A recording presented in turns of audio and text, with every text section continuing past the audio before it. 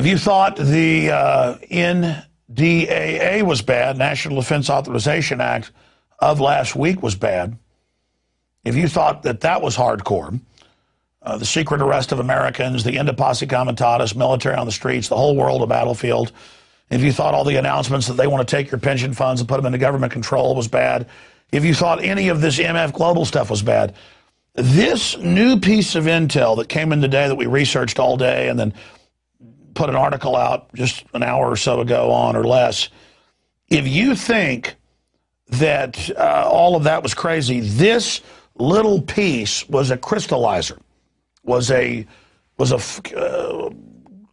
real indicator of just how serious things are. And what am I talking about? Well, there it is on screen right there. Exclusive government activating FEMA camps across America, across the United States. And of course, that's quite a headline. We have the emails, we have the internal Halliburton KBR documents, government defense and infrastructure, not for public eyes, restricted info, sent to us by people in government. I'll just leave it at that. And it's got the 5 regions for the FEMA camps, and it talks about barricades and barbed wire and armed guards, and it says that they've built the camps and that now they need to get ready to staff them, and that they need to be ready within a 72-hour period for the guards and the people in the canteen with the food and the launderers and just the whole 9 yards. There it is. So they've been setting this up for more than 2 decades, and now they started earlier in the year, back in February of this year, advertising for upwards of 100,000 internment specialists here in the United States, and now we're learning where they'll be at. Now this particular manning of the camp is your local sports stadium, your local FEMA center. These are 300-person camps to 1,000-person camps where they then interrogate you and go over things, and then you're sent off to the 1 million-man camps that we're going to be breaking down. But I tell you what, I did a whole report on this. Oh, thank you, Marcos. Appreciate that water. I've done a whole report on this that's coming up. But I suggest that you do what anybody with common sense, and of course our listeners, I think I have a little extra common sense, I would call your friends and family right now. And I would tell them to mosey on over to Infowars.com so they can see this information. And I would tell them to get this information because it's a lengthy article that Kurt Nemo and I put together this afternoon. It goes over all of it.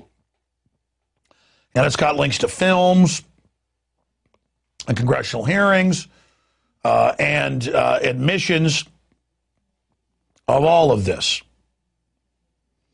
And so I want to challenge everybody to call their friends and their families now and realize that the new economy is to put tens of millions of people, we already have the biggest prison population in the world, in this archipelago, this giant chain of facilities all over the country. Because it's all there. All the government documents, all the government admissions, a civilian inmate labor camp program run by the Army, where they're at, all the details down to how they're going to break the families up and where the children go and the forced inoculations and everything.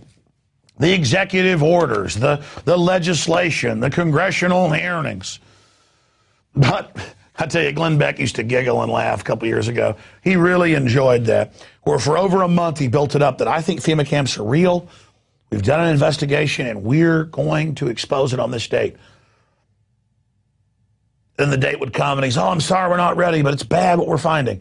And then a day later, after saying, oh, we have popular mechanics, the yellow journalism specialist of the famous family of yellow journalism that wrote the book on it. They made a movie about it with Orson Welles, Citizen Kane. And they came out and they said that, I did research, none of it's true, it's all fake. And they said, look at this website, it's a photo of a North Korean prison, doesn't exist here. And look at this website, You know, they say that this train station is a FEMA camp. And I had even predicted a few days before that they would go with that straw man attack because I'd sent them all the information. I could see what they were doing. And this is the military-industrial complex absorbing America and basically declaring a police state and reinstituting a form of slavery. They ship drugs in, they make laws where if you use the product that they ship in, you go to prison. And you work for 25 cents an hour, and the good old boys get on talk radio and say, good, make prisoners work. But did you ever think it's taxpayer paid for, the profits are privatized off of slave labor, you got 4 million plus people working in slave labor, and they work for below, on average, 25 cents an hour? What's that going to do to your wages? You think China's driving down your wages? You think Mexico? You think India? You think Paraguay is driving down your wages? At least there, it's pretty much a prison, but the families are getting something. This is people in prisons that are taxpayer paid for, and then the profit is off of somebody working for 25 cents an hour or less. Telemarketing, furniture, license plates, refurbishing computers. And by the way, the Japanese-American main group has come out and said they're worried about the NDAA and secret arrest of Americans and all the rest of this. I mean, it just boggles the mind that all of this is happening. And then on the heels of the NDAA, they've built the camps, they've admitted the camps are going in, and now they want the personnel to man them. And they say you've got to be signed up starting next year in February, and you've got to be ready from them on out. You're given a basic contract to be standing by to man the camps. So they're paying groups now to man the camps. I mean, let me think. They've been building the camps for decades. They've been keeping them quiet, but they're on old military bases and private facilities. That's admitted now in the Emergency Centers Establishment Act.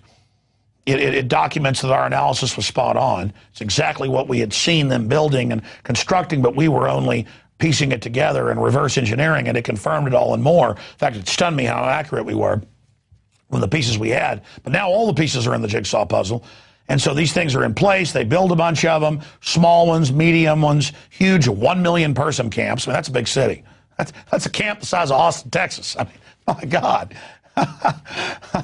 And it talks about the civilian inmate labor camp. It says you're going to work in these. And I've heard Michael Savage years ago say, we're going to make these people that are in the camps work. We're not going to pay for you. No, I know you're going to work for nothing and then displace everybody else's jobs. I mean, I guess the slave camps that Walmart and others have bought their goods from in China, they're just going to move them here now. And, of course, who cares if the Constitution says all this is wrong? They have basically thrown that down the toilet. Makes the crimes of Nixon look like something a choir boy would do. So Rex 84 is in place. All of this has happened. All of this has been done. And I am live here at 7:32 Central, 8:32 Eastern, reporting to you live right now, asking you to call your friends and family and to have them go to Infowars.com. Project overview and anticipated project requirements, lining the people up to now man the camps, right as the world economy collapses by design, right as the New World Order banking system is announced, right as the sovereignty is butchered, right as they get rid of posse comitatus, right as they tell you they're going to arrest you, right as it comes out that they're calling mainline protesters terrorists and telling cops this, right as this treason is trotted out in everybody's face, exclusive government activating FEMA camps across America. It's one thing to build them. I saw a couple years ago where they were taking and refurbishing the old Japanese camps for use. That was in Associated Press. I mean, this is so chilling. And then you see people like Colbert making fun of this, and I mean, you know, that's coming up later in the show we taped. It's just so sad this has to happen. I mean, this is not going to be good for 99.9% of us. This is not good for our society. The globalists have a philosophy of eugenics and post-industrial world and shutdown of the economy. And you look at what happened to the Japanese, where they took, many of them owned companies and shipping companies and fishing companies and big farms, very hardworking people in the free market system. Some of them were millionaires in the 1940s, which is like being worth hundreds of millions today. And they just took their stuff, raped their women in many cases. And their sons still, though, to prove themselves, went and joined the U.S. military and went and fought and died valiantly in the European theater. I mean, as if somebody who'd been American for 100 years couldn't be trusted. And they arrested some Italians and some Germans as well. In fact, Fredericksburg, outside Austin, they put up signs saying that they were a Dutch or Croatian, depending on which sign they put up, community. And they said, oh, we're not German. They took all the German signs down. Now it's a big tourist trap. And, you know, ran around saying, hey, don't come after us. We're not German. I mean, this is ridiculous. I mean, if we had a war with England, when we started arresting anybody who had an English name, oh, my name's Jones, or let's say we had a war with Mexico, which could happen. Mexico is just totally collapsed, out of control. Would we arrest everybody with the name Gonzalez or Hernandez? I mean, this is what we're talking about. And then you get the internal documents, and they are saying they're going to go after people who are constitutionalists, people who actually understand what's going on. I mean, remember, Fox News and Glenn Beck said there were no FEMA camps when it was in the Wall Street Journal before it got bought by Rupert Murdoch. I mean, this is the type of stuff that we're facing. Again, I shot it like an hour and 45 minutes. There were a few screw-ups, a few graphics that went haywire. It's an incredible transmission tonight. You know, sure, it gets seen by members of PrisonPlanet.tv, and then it goes out on the web later to everybody else. And I'm sad that our average newscast only gets seen by a couple 100,000 people. And over a week, a few million watch the show. But, you know, my show started small on Access TV. The radio reaches 3 million a day now. But it's just, this is powerful stuff. This needs to be seen. But the number one thing, I mean, I'm exhausted, but I can't wait to get on the radio tomorrow and cover this article, because the greatest thing of my 17 years of busting my hind end for a great cause of liberty, it's been an honor, not a hindrance, is that now we've built enough of a platform that when we hit it hard, and when you hit it hard, and when we get the information out on Twitter, Facebook, and the globalist weapon systems using it against them, and on your email and on other talk radio shows, that we're able now every week, at least, used to be every few months, now it's every week, every day, to punch through the Berlin Wall of disinformation and to force a debate and a discussion about what's really happening. And we are getting numbers from police that call us and send us information that now 40, 50, 60% of their departments are waking up. Because I and Ron Paul and others were willing to go out and talk about FEMA camps and military on the streets and stuff that sounded crazy, now as it's happening, people are like, whoa, you're not a tinfoil hat wearer, you are Nostradamus. This is coming true. In fact, I had an Army officer call me last week, and he said, I was known as, his name is Bruce, you know, I was known as a tinfoil Bruce. Now I'm known as Bruce Adamus. And that's the same experience, because who cares if idiots laugh at you who are uninformed? I mean, that's like coming in and your 2-year-old's pouring the cereal on their head, and you tell them, don't do that, it makes a mess. The 2-year-old laughs at you.